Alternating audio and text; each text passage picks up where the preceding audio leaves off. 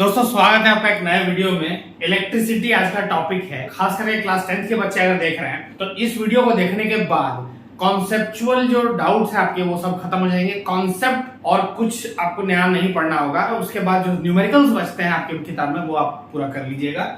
शुरुआत करते हैं कि हमें क्या क्या पढ़ना है। और अगर आप क्लास 10th के नहीं भी हैं और आप इस वीडियो पे आ गए हैं, बेटर अंडरस्टैंडिंग के लिए, डिफरेंट पर्सपेक्टिव के लिए इस वीडियो को देख सकते हैं। आप कुछ नया ही सीख के जाएंगे फॉर श्योर। बाकी लोग शेयर कर दो, सब लोग शेयर कर दो जिसको जिसको आपको लगता है शेयर करना चाहिए। मैं आई बटन में पिन कर दूंगा। मैंने इलेक्ट्रिसिटी का एप्लीकेशन क्या है, कैसे हमारी जिंदगी को इम्पैक्ट कर रहा है अभी, और इलेक्ट्रिसिटी की जो स्टोरी है, कैसे इलेक्ट्रिसिटी हमारे ह्यूमन रडार में आया, हमें पता कैसे चला इसके बारे में, वो सब उसमें डिटेल में कवर है। एंड स्क्रीन पे भी आपको वीडियो मिल जाएगा, आई बटन में मिल जाएगा, you can check that out. लेकिन पहले इस वीडियो को पूरा देख लो। ये जो टॉपिक है इलेक्ट्रिसिटी, इसमें हम लोग क्या क्या पढ़ने वाले हैं, क्या क्या सीखने वाले हैं रादर, वो मैं एक बार यहाँ पे लिख देता हूँ ताकि आपको क्लियर हो जाए। हम सीखेंगे करंट, हम सीखेंगे पोटेंशियल डिफरेंस एंड वोल्टेज, हम सीखेंगे ओम्स लॉ, हम सीखेंगे रेजिस्टेंस, किस पे डिपेंड करता है, resistance of combination of resistors, मतलब रेजिस्टर्स को जब हम अलग अलग कॉम्बिनेशन में लगाते हैं उसका इक्विवेलेंट रेजिस्टेंस क्या होगा, heating effects of electric current, electric power.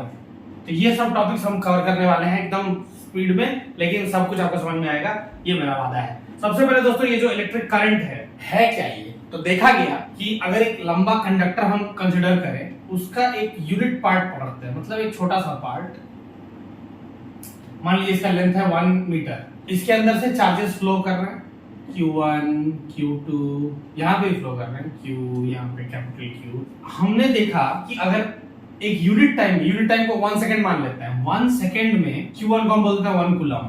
तो करंट को डिफाइन किया गया कि 1 ampere of current is 1 coulomb of charging, 1 coulomb of charge passing through a unit part of a conductor in 1 second. तो ऐसे हम करंट को डिफाइन करते हैं। अगला है पोटेंशियल डिफरेंस एंड वोल्टेज। ये बड़ा कमाल का टॉपिक है, क्योंकि ये टॉपिक बहुत लोग हायर स्टडीज से भी ग्रेजुएट हो जाते हैं, बड़े बड़े डिग्री ले लेते हैं, लेकिन एग्जैक्टली उनको क्लियर नहीं होता है कि पोटेंशियल डिफरेंस या वोल्टेज क्या। उनको न्यूमेरिकल लगाना आता है, लेकिन कॉन्सेप्चुअल क्लैरिटी नहीं होती है। आज के बाद आपको पोटेंशियल डिफरेंस और वोल्टेज पे कभी भी कंफ्यूजन नहीं होगा। समझने के लिए सबसे पहले समझते हैं, मान लीजिए ये पानी का पाइप है, यहाँ पे एक पॉइंट है A, यहाँ पे एक पॉइंट है B, दोनों सेम लेवल पे हैं और इस पे पानी भरा हुआ है। अगर हम कुछ भी नहीं करें तो क्या पानी पॉइंट A से पॉइंट B तक फ्लो करेगा? नहीं करेगा ना, क्योंकि सेम लेवल पे है। फ्लो करने के लिए क्या कर सकते हैं, हम A साइड को उठा सकते हैं ताकि A ऊपर चला जाए, ग्रेविटी की हेल्प से पानी B की तरफ आ जाए। मतलब हम ये कर सकते हैं, A को उठा दिया ऊपर और B वहीं पे है, अब तो पानी फ्लो कर जाएगा ना यहाँ पे नीचे। लेकिन अगर मैं आपको कहूं इस ट्यूब को आप डिस्टर्ब नहीं कर सकते, इस ट्यूब को आपको नहीं छूना है और पानी को A से B तक ले जाके दिखाओ, तब आप क्या करोगे? यहाँ पे हम अटैच कर देंगे एक मोटर को। जैसे हमने मोटर को कनेक्ट किया, वो फोर्स डालेगा यहाँ के वाटर मॉलिक्यूल्स को यहाँ पे भेजने के लिए, धक्का देगा, प्रेशर देगा, जा उधर जा, तो सेम लेवल पे होते हुए भी पानी उधर फ्लो कर जाएगा, राइट? तो इस अरेंजमेंट की वजह से भले ही हमने ट्यूब को नहीं छुआ, लेकिन हुआ तो यही ना कि ये जो ट्यूब था वो इन अ वे हो ऐसा ही गया। वहां ग्रेविटी के हेल्प से हम कर रहे थे, यहाँ पे हमने एक एक्सटर्नल फोर्स लगा दिया। इस पूरे चीज में बस पानी की जगह समझ लो अंदर चार्जेस भरे हुए हैं, चार्ज पार्टिकल्स, इलेक्ट्रॉन्स। मोटर की जगह इसको बोल देते हैं बैटरी। जब बैटरी से कनेक्टेड नहीं था तो ये दोनों सेम लेवल पे थे, सेम लेवल पे थे, यानी सेम पोटेंशियल पे। पोटेंशियल डिफरेंस इस सिचुएशन में 0 था क्योंकि दोनों सेम लेवल पे थे। जैसे ही हमने बैटरी कनेक्ट की, इसका पोटेंशियल प्लस हो गया, मतलब बढ़ गया। अब यहाँ पे अगर 5 यूनिट से ये बढ़ गया, यहाँ 0, पहले यहाँ भी 0 था, यहाँ भी 0, तो डिफरेंस भी 0 आ रहा था। लेकिन अब यहाँ 5 हो गया, यहाँ 0, तो अब डिफरेंस कितना आ रहा है? 5 का। ये जो 5 यूनिट का डिफरेंस है ना, यही पोटेंशियल डिफरेंस है। वोल्टेज क्या होता है? वोल्टेज होता है यहाँ पे जो चार्ज पार्टिकल्स हैं, Q1, Q2, जो चार्ज पार्टिकल्स हैं, उन चार्ज पार्टिकल्स पे एक एनर्जी लग रहा है। हमने बात की ना, ये बैटरी उस पे एक एनर्जी लगा रहा है कि भाग उधर, जल्दी जा।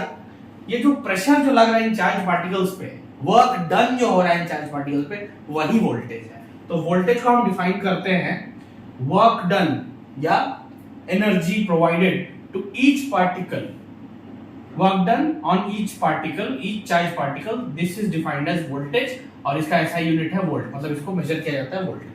अब एक इंसान थे, जॉर्ज साइमन के, एक जर्मन फिजिसिस्ट थे, उन्होंने करंट को भी समझा उन्होंने पोटेंशियल डिफरेंस और वोल्टेज को भी समझा। उन्होंने बहुत अलग अलग सर्किट्स बनाए। अच्छा, वोल्ट मीटर एमीटर भी समझ लेते हैं। वोल्ट मीटर होता है वो डिवाइस जो दो पॉइंट के बीच के पोटेंशियल डिफरेंस को या वोल्टेज को मेजर करता है। अब एक बात बताइए दोस्तों, अगर ये एक कंडक्टर है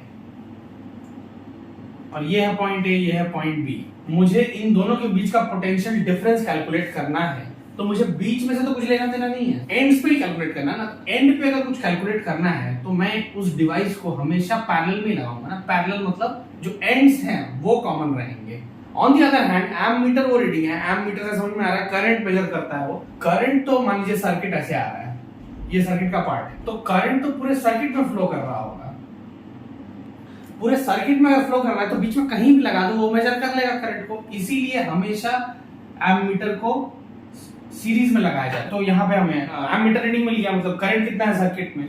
तो ये ओम ने देखा, उन्होंने इस हिसाब से एक सर्किट अपना बहुत सारे सर्किट्स बनाए अपने हिसाब से और अपना ऑब्जर्वेशन वगैरह देख रहे थे। जो एक स्पेशल तरह का सर्किट, मतलब एक स्पेशल अरेंजमेंट जो उन्होंने बनाया जिससे वो अपने ओम्स लॉ तक पहुंचे, वो अरेंजमेंट कुछ ऐसा था। सबसे पहले एक नाइक्रोम वायर लिया। नाइक्रोम एक एलॉय है निकल का और भी दो चार और मेटल्स का, एलिमेंट्स का। मान लीजिए इसका रेजिस्टेंस है R, ये है XY। यहाँ पे एक एमीटर कनेक्ट कर दिया, पॉजिटिव नेगेटिव टर्मिनल। यहाँ पे एक स्विच लगा दिया, वही जो स्विच से सर्किट में करंट फ्लो होता है। और इधर सबसे पहले उन्होंने एक 1.5 वोल्ट की बैटरी लगाई, प्लस माइनस करंट इसमें फ्लो करने लगा I। और यहाँ पे उन्होंने एक वोल्ट मीटर लगा दिया ताकि नाइक्रोम वायर के अक्रॉस पोटेंशियल डिफरेंस कितना है इसका वो रीडिंग ले पाए। उसके बाद क्या किया उन्होंने, बाकी सब चीजें सेम, ये जो नीचे वाला पार्ट है ये पूरा सेम रखा और 1.5 वोल्ट की बैटरी की जगह अब उन्होंने 1.5 वोल्ट की 2 बैटरी ज्वाइन कर दी। मतलब बेसिकली 3 वोल्ट का पोटेंशियल डिफरेंस या वोल्टेज अप्लाई किया। उसके बाद 3 बैटरी लगाई, 1.5, 1.5, 1.5 यानी 4.5 वोल्ट। और उसके बाद 4 यानी 6 वोल्ट टोटल। ये सब करके उन्होंने वोल्ट मीटर एमीटर रीडिंग लिया। तो एक बहुत कमाल का चीज उन्होंने ऑब्जर्व किया कि जब वो वोल्टेज बढ़ाते जा रहे थे, पहले 1.5 फिर 3 फिर 4.5 फिर 6, तो करंट भी बढ़ते जा रहा था। फैसिनेटिंग ऑब्जर्वेशन था उनके लिए। तो उन्होंने बोला वोल्टेज मैं जैसे जैसे बढ़ा रहा हूं वैसे वैसे करंट बढ़ते जा रहा है। ये ऑब्जर्वेशन के बेसिस पे कहा जाने लगा ओम्स लॉ। बहुत लोगों को कंफ्यूजन होता है कि ओम्स लॉ, कंफ्यूजन नहीं मिसकंसेप्शन होता है कि ओम्स लॉ मतलब V is equal to IR। Actually Ohm's law is V is proportional to I, क्योंकि वो इस एक्सपेरिमेंट के बेसिस पे आया था। उन्होंने और डिटेल में एक्सपेरिमेंट किया और यहाँ पे वोल्टेज बढ़ाया और बैटरीज बढ़ा दी और सेल्स बढ़ा दिए और फिर एकदम डिटेल में एक्सपेरिमेंट किया। तब उन्होंने देखा और एक टेबल प्लॉट किया कि यहाँ पे SL नंबर मतलब सीरियल नंबर 1 2 3 4, यहाँ पे V, यहाँ पे I। मान लीजिए पहले 1.5 वोल्ट था, फिर 3, फिर 4.5, फिर 6। मान लेते हैं कि सबसे पहले जो करंट का रीडिंग आया वो आया होगा 15। तो उन्होंने देखा कि ये जैसे ही उन्होंने 3 किया ना, वो 15 की जगह मान लीजिए हो गया 30। तो 15 से 30 हुआ, तो उसके बाद जैसे ही उन्होंने 3 से 4.5 किया ये 45 ही हुआ, मतलब 45। उन्होंने जैसे ही वोल्टेज को 4.5 से 6 किया, ये करंट 45 से 60 एम्पियर हो गया। ये देख के उन्होंने V by I कैलकुलेट किया, मतलब एक रेशियो। तो V by I अगर हम कैलकुलेट करें 1.5 by 15 मतलब 1 by 10, 3 by 30 1 by 10, 4.5 by 45 1 by 10, 6 by 60 1 by 10। उन्होंने देखा कि ये जो V by I है ना ये कांस्टेंट आ रहा है। उन्होंने सोचा कि चलो अब V और I में ग्राफ प्लॉट करते हैं, मतलब V y एक्सिस पे, I x एक्सिस पे। y axis by x axis से कांस्टेंट है, इस कांस्टेंट को हम m बोल देते हैं। तो मतलब v is equal to mi। कुछ याद आ रहा है? Slope intercept form of equation of a straight line, y is equal to mx plus c। c is y intercept, मतलब ग्राफ y एक्सिस पे कहां कट करेगा, तो इसको हम mi प्लस 0 बोल सकते हैं। मतलब ये इक्वेशन 0 पे कट करेगा ओरिजिन पे। और m जो है वो यही है 1 by 10। तो उन्होंने ग्राफ प्लॉट किया तो समहाउ इस टाइप का ग्राफ आया, v is equal to I by 10 बोल देना। लेकिन ऐसा क्यों हो रहा था ये समझ में नहीं आ रहा था, ये कांस्टेंट क्यों आ रहा है। तो क्या बदला जा सकता है? स्विच को नहीं बदला जा सकता, वोल्ट मीटर एमीटर को नहीं बदला जा सकता, ये तो मेजरिंग डिवाइसेस हैं। बदला जा सकता है इसको, ये जो नाइक्रोम वायर है एक्स वाई, यहाँ पे अब उन्होंने लगा के देखा कॉपर वायर। जैसे ही कॉपर वायर लगाया यहाँ पे, वोल्टमीटर रीडिंग तो सेम है, एमीटर रीडिंग बदल गया। फिर हमने बल्ब लगाया तो ये जो V बाई आई है वो आ गया मान लो 50। फॉर एग्जाम्पल कोई भी एक नंबर कांस्टेंट आ रहा था अलग अलग डिवाइसेस के लिए, मतलब सबके लिए 1/10 नहीं आ रहा है, लेकिन जो आ रहा है वो सेम आ रहा है, समझ रहे हो? 10 आ रहा है तो सब में 10 आ रहा है, 20 आ रहा है सब में 20 आ रहा है, 15 आ रहा है सब में 15 आ रहा है, 1 आ रहा है सब में 1 आ रहा है। It was like that. तो इससे पता चला कि यहाँ जो डिवाइसेस हम लगा रहे हैं वो कुछ प्रॉपर्टी शो कर रहा है जो कि सर्किट के करंट में चेंजेस पैदा कर रहा है। फर्दर डिटेल स्टडी के बाद पता चला कि ये जो प्रॉपर्टी है इस कंडक्टर की, इस डिवाइस की, ये है रेजिस्टेंस R।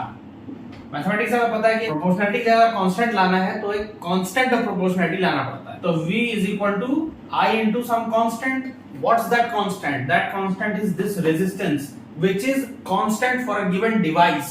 अगर नाइक्रोम वायर है तो उसका रेजिस्टेंस एक होगा, कॉपर वायर है उसका रेजिस्टेंस कुछ और होगा। तो हमने उसको कहा V is equal to I into R। तो वही उस सेंस में यहाँ पे हमने V by I जो कांस्टेंट लिखा था यही है रेजिस्टेंस। मतलब अगर आपको ग्राफ दिया हुआ है तो tan theta which is the slope, मान लो यहाँ आपको थीटा दिया हुआ है एग्जाम में और आपको बोला कि ये V है, ये I है और ये थीटा है, अब रेजिस्टेंस होता तो कुछ नहीं, आपको tan थीटा निकाल लेना है, वही होगा रेजिस्टेंस। तो V equal to I into R हमको यहाँ से पता चल गया। लेकिन अब तो हमने ओम्स लॉ की तो बात कर ली, लेकिन फर्दर इस स्टडी में अब ये जो चीज पता चली ना रेजिस्टेंस, ये एक अलग जिज्ञासा पैदा कर दी साइंटिस्ट के अंदर कि यार ये क्या चीज है। ऑल्दो अभी तक ओम्स लॉ में की जब हम बात करते हैं तो ओम्स लॉ में 3 पैरामीटर्स या 3 वेरिएबल्स इन्वॉल्व होते हैं, एक V, एक I, एक R। जो फॉर्मूला में है V I R। V is the electrical pressure applied on the charges की मूव कर, वो जो फोर्स लग रहा है, जो प्रेशर लग रहा है। I जो करंट जो चार्जेस फ्लो कर रहे हैं एक यूनिट टाइम में एक पर्टिकुलर एरिया से, वो है I करंट। और रेजिस्टेंस है जो बैरियर है on the flow of charges. देखा गया कुछ डिवाइसेस ज्यादा बैरियर डाल रहे हैं चार्जेस के फ्लो पे, कुछ कम डाल रहे हैं। ओके, तो ये रेजिस्टेंस ना बहुत इंट्रीग करने लगा, बहुत क्यूरियोसिटी पैदा करने लगा साइंटिस्ट के अंदर। तो फर्दर एक्सपेरिमेंट किया गया, सर्किट्स अलग अलग अरेंजमेंट्स बनाए गए रेजिस्टेंस स्टडी करने के लिए। तो अब आते हैं रेजिस्टेंस किस चीज पर डिपेंड करता है, रेजिस्टेंस की मतलब रेजिस्टेंस की कैरेक्टरिस्टिक्स समझते हैं अलग अलग डिवाइसेस के लिए। अब रेजिस्टेंस को समझने के लिए सर्किट अरेंजमेंट्स बनाए गए जिनमें कॉमन है एक बैटरी,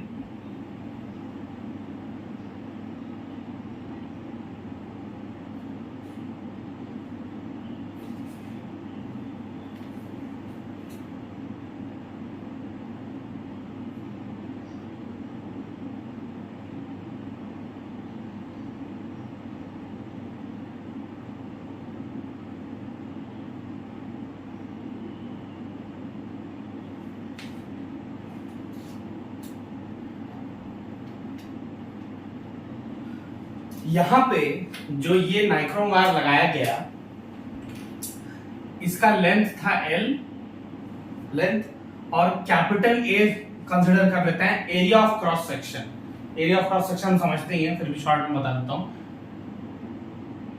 ये अगर कंडक्टर है तो ये जो एरिया है ये है capital A, let's consider. Okay, दूसरा जो सर्किट इन्होंने बनाया उसमें क्या किया, नाइक्रोम वायर पहले L लेंथ का था तो अब 2L लेंथ का नाइक्रोम वायर लगा दिया।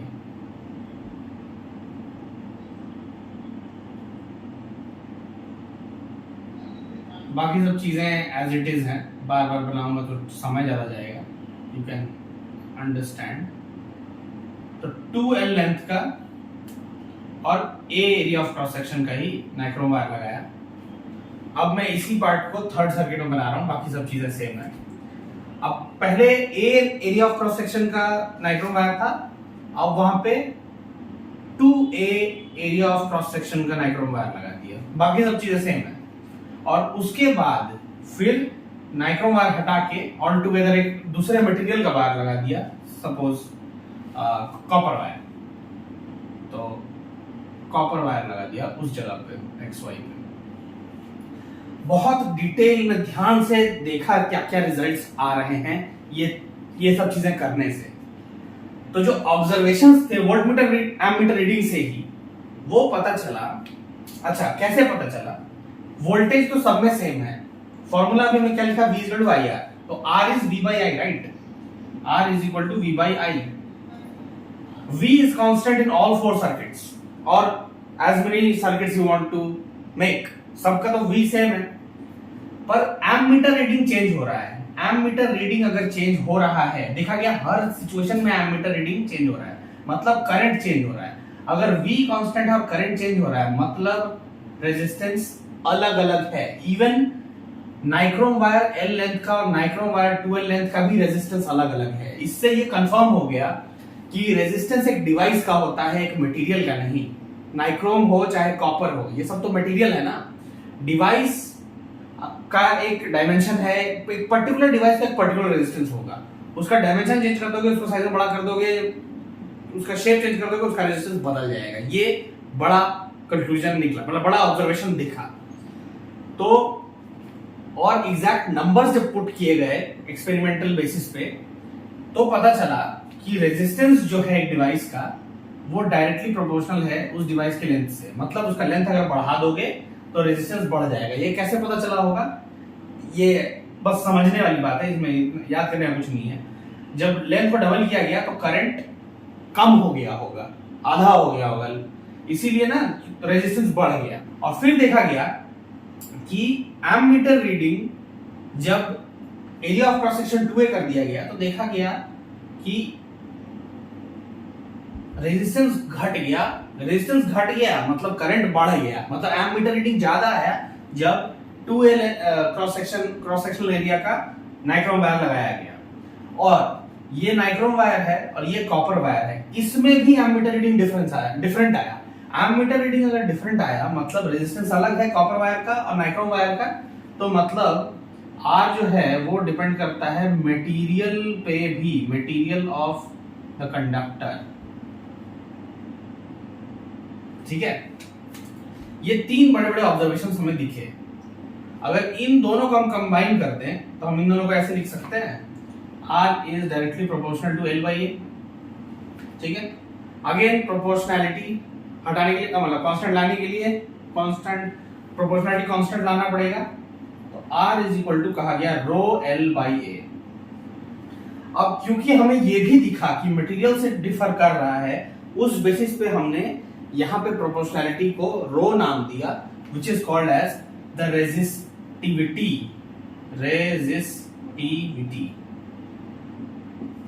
ये मैथ्स की खूबसूरती है, हम प्रोपोर्शनैलिटी कांस्टेंट ला रहे हैं लेकिन हमें कॉन्सेप्चुअली भी दिख रहा है कि ये चीज है। हम पहले डिवाइस की प्रॉपर्टी तक गए व्हिच इज रेजिस्टेंस, अब वहां से हम मैथमेटिक्स का और ऑब्जर्वेशन का यूज करके हम मटेरियल की प्रॉपर्टी तक गए, दैट इज रेजिस्टिविटी। दोनों में फर्क यही है कि जैसे नाइक्रोम वायर का रेजिस्टेंस अलग है L लेंथ का, और 2L लेंथ के नाइक्रोम वायर का रेजिस्टेंस अलग है, पर रेजिस्टिविटी दोनों का सेम होगा क्योंकि दोनों नाइक्रोम है।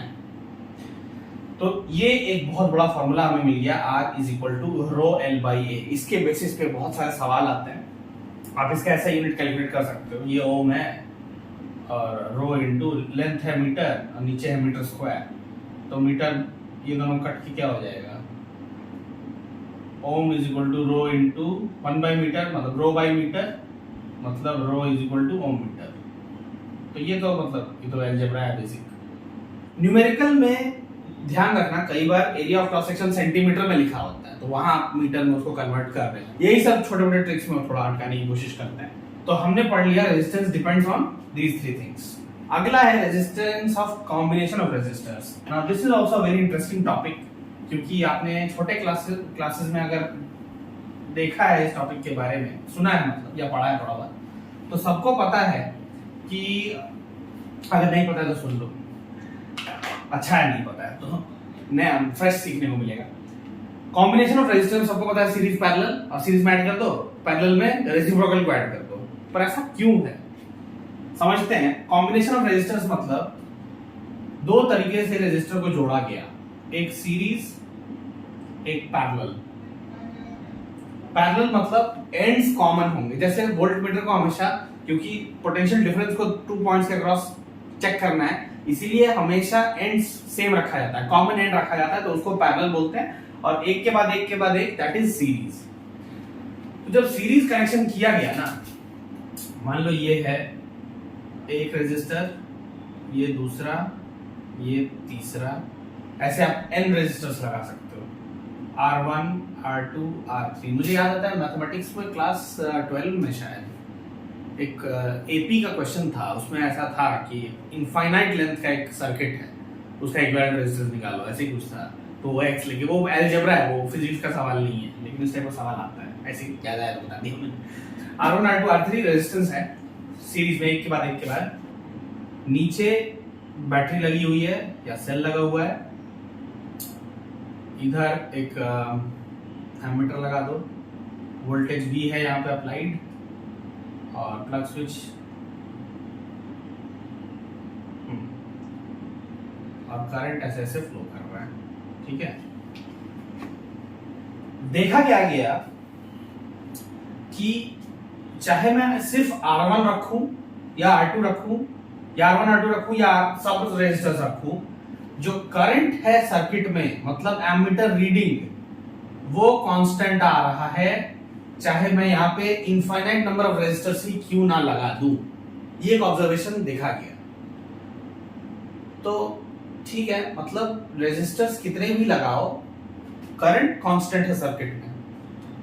यहीं से एक्चुअली डिड्यूस किया जा सकता है ये कि चाहे कितने भी रेजिस्टर्स लगे हों, वो एक्ट कर रहे हैं as one big resistors with the equivalent resistance of sum of the individual resistors. मतलब ये R1, R2, R3 बिहेव कर रहा है एक बड़े रेजिस्टर जैसा, जिसका रेजिस्टेंस इन तीनों का समेशन है।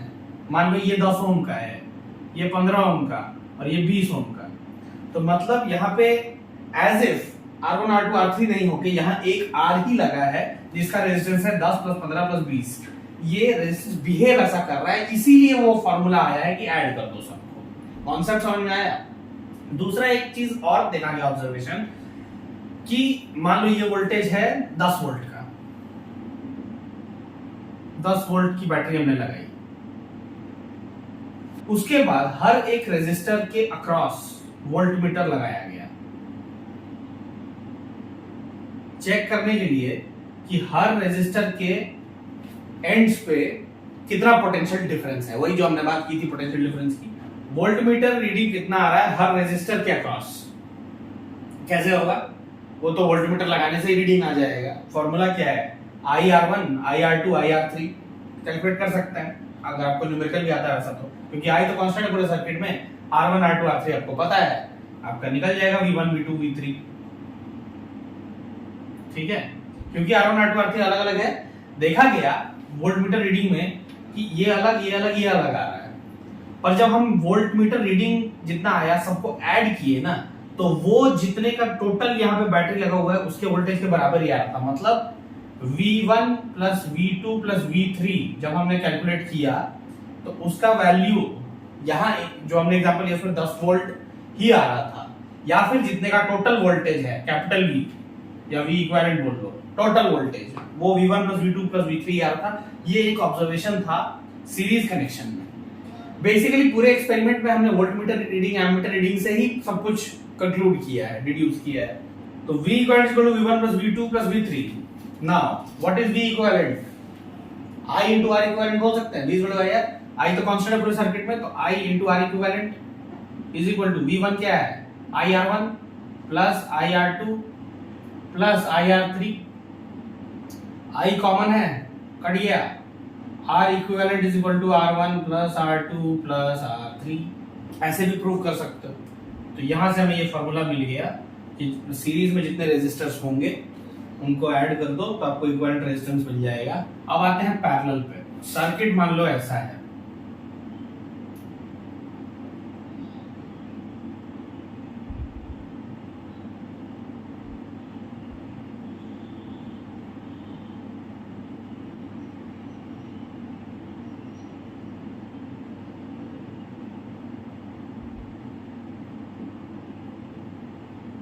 ये है R1, ये है R2 और ये है R3। अब वोल्टमीटर रीडिंग, एमीटर रीडिंग लिया गया। वोल्टमीटर कहां कनेक्ट होगा? रेजिस्टर्स के अक्रॉस, तो यहां पे हमने वोल्टमीटर कनेक्ट किया।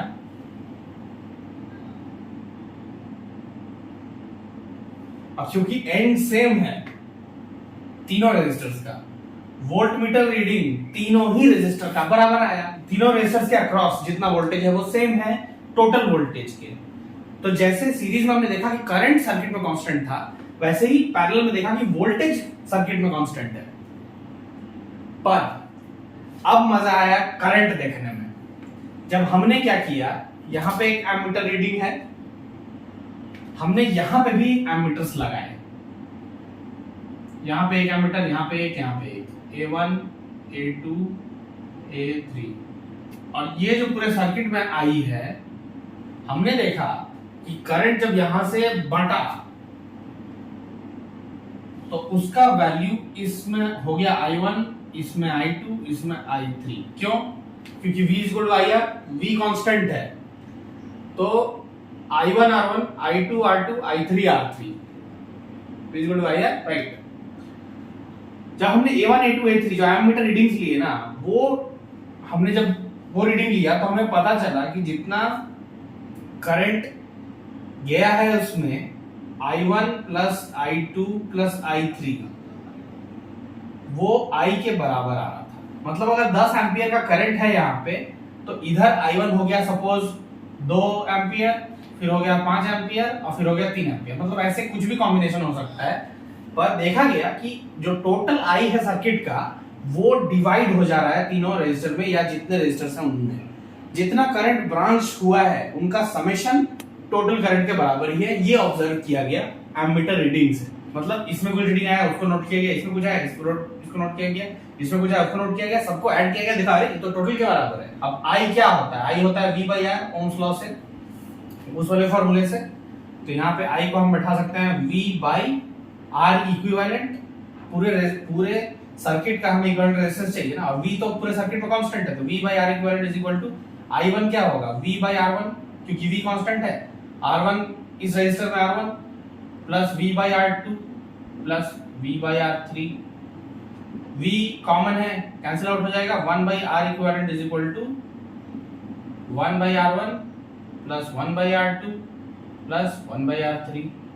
तो यहां से हम लोग को मिल गया पैरेलल में भी इक्विवेलेंट रेजिस्टेंस का फॉर्मूला। और सीरीज और पैरेलल समझना भी इसलिए जरूरी है क्योंकि डिवाइसेस को हमेशा पैरेलल में कनेक्ट किया जाता है, क्योंकि हर डिवाइस को अलग अलग करंट चाहिए होता है। हम देख पा रहे हैं कि पैरेलल में करंट डिवाइड हो जाता है, हर ब्रांच में अलग करंट जा रहा है, हर डिवाइस को अलग अलग अमाउंट ऑफ करंट चाहिए ऑपरेट करने के लिए। और पैरेलल में लगाने का एक और फायदा है, अगर एक डिवाइस में कुछ खराबी हुई तो सर्किट पे इंपैक्ट नहीं आएगा, बाकी सब स्मूथली चलेगा। लेकिन जैसे ही सीरीज हुआ, एक में प्रॉब्लम हुआ, उस पे करंट जाना बंद, बस पूरा सर्किट ठप हो जाएगा। तो ये हमने समझ लिया resistance of equivalent resistance of combination of resistors. अब आते हैं heating effects of electric current. दोस्तों,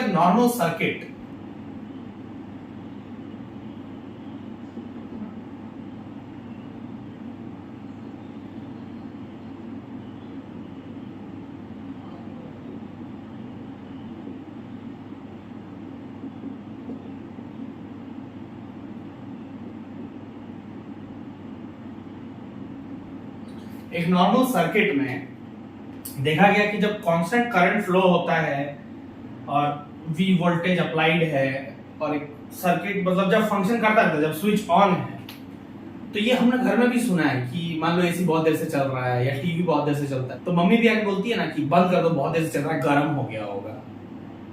यही है heating effects of electric current. ये ऑब्जर्व किया गया कि जब करंट घूम रहा है ना एक सर्किट में for a certain length of time, तो वो हीट प्रोड्यूस कर रहा है सर्किट के अंदर। अब ये जो हीट प्रोड्यूस हो रहा है सर्किट के अंदर, इसको क्वांटिफाई कैसे किया जाए, मतलब इसको नंबर में कैसे लाया जाए? तो सबसे पहले दोस्तों हमें पता है कि पावर जो होता है वो होता है work done per unit time. जिस रेट से वर्क हो रहा है दैट इज पावर। अभी हमने जब पोटेंशियल डिफरेंस और वोल्टेज पढ़ा तो हमने एक कॉन्सेप्ट पढ़ा था वोल्टेज का, कि voltage is work done per unit charge, her charge पे जो वर्क डन हो रहा है। तो यहां से हम देख सकते हैं work done is voltage into charge. इसको हम यहां पुट कर देंगे, मतलब power is voltage into charge divided by time. Charge by time कुछ होता है, सबसे पहले जो पढ़ा था करंट, तो मतलब V इंटू आई। यहां से हमें पता चला P is equal to V I, मतलब अच्छा एक minute, heating effect of electric current पढ़ने से पहले ही हमने इलेक्ट्रिक पावर पढ़ लिया, नो प्रॉब्लम। अभी इसको कवर कर लेते हैं, फिर सेकंड लास्ट वाला कर लेंगे। हमें पता चला कि इलेक्ट्रिक पावर मतलब इस सर्किट में जो पावर जनरेट हो रहा है, एक पावर जनरेट हो रहा है, सबसे पहले तो ये पता चला, और उसका मैग्नीट्यूड क्या है, मतलब उसको क्वांटिफाई नंबर में कैसे मैं, पूरे सर्किट का जो वोल्टेज है उसको मल्टीप्लाई कर दो पूरे सर्किट के करंट से, आपको पता चल जाएगा सर्किट में कितना पावर प्रोड्यूस हो रहा है। वोल्टेज है मान लो 10 वोल्ट और करंट है 10 एम्पियर सपोज, तो मतलब 10 into 10 100 वाट का पावर जनरेट हो रहा है इस सर्किट में। This is electric power. Heating effect भी एक्चुअली इसी से रिलेटेड है। हमें पता है कि पावर होता है work done per unit time, तो वर्क डन होता है power times time P into T, ठीक है, work done is power into T. Work done को हम लोग एनर्जी या हीट भी बोल सकते हैं, वर्क डन या heat is equal to P की जगह हम VI लगा देते हैं, तो VIT VIT। ओम्स लॉ से हमें पता है V होता है IR, तो H is equal to IR into IT, या ऐसे नहीं इंटू, आप बच्चे थोड़ी है इंटू लिखना अजीब लगता है, तो V की जगह हमने ये पुट कर दिया IR इंटू IT, मतलब H is equal to I दो बार हो गया, H is equal to I square RT। हमें पता चल गया कि सर्किट के अंदर जो हीट प्रोड्यूस हो रहा है उसको क्वांटिफाई कैसे किया जाए, कुछ नहीं है, I जो है सर्किट के अंदर उसको स्क्वायर कर दो, मल्टीप्लाई करो जो रेजिस्टेंस है सर्किट में, और मल्टीप्लाई करो वो टाइम इन सेकेंड्स जितनी देर करंट फ्लो किया है। मान लो करंट हमने 10 एम्पीयर बोला था, 10 स्क्वायर रेजिस्टेंस भी मान लो 10 ओम ही है सिंपल कैलकुलेशन के लिए, तो 10 square into 10 into time 10 second के लिए, तो हीट जो प्रोड्यूस हुआ वो 10 ये 10 to the 4 मतलब 10,000 जूल। मतलब एक सर्किट जिसमें 10 एम्पीयर का करंट फ्लो कर रहा है, 10 ओम का एक रेजिस्टर लगा हुआ है, 10 सेकंड के लिए वो करंट अगर फ्लो किया है तो 10,000 जूल का हीट प्रोड्यूस होगा उस सर्किट में। 10,000 जूल का हीट प्रोड्यूस हो रहा है सर्किट पे।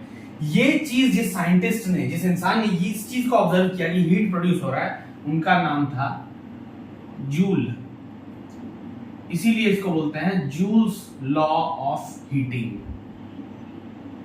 कि सर्किट में हीट प्रोड्यूस हो रहा है। जूल्स लॉ ऑफ हीटिंग के बेसिस पे देखा गया कि कई सारे ऐसे डिवाइसेस, ऐसी टेक्नोलॉजीज बनाई जा सकती हैं जो हमें हमारी लाइफ को और बेटर करेंगी, जैसे इलेक्ट्रिक केटल।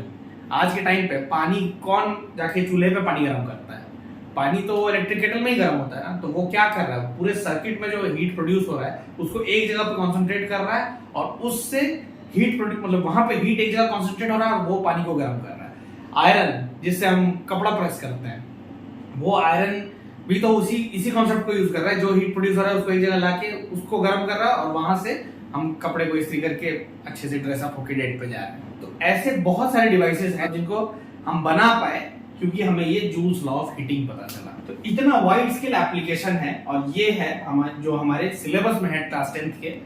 तो ये हमने सारे पॉइंट्स डिस्कस कर लिया। I hope I am not missing out on anything. कुछ और आपके डाउट्स हैं, या जो भी आपके दिमाग में जो विचार हैं, जो डाउट्स हैं, जो है do put it down in the comments, और वीडियो को जरूर लाइक कर देना, शेयर कर दो उसके साथ जिसको आपको लगता है कि जरूरत है इस वीडियो की। अभी वैसे बहुत कुछ है, अभी magnetic effects of electric current भी है और बहुत कुछ है।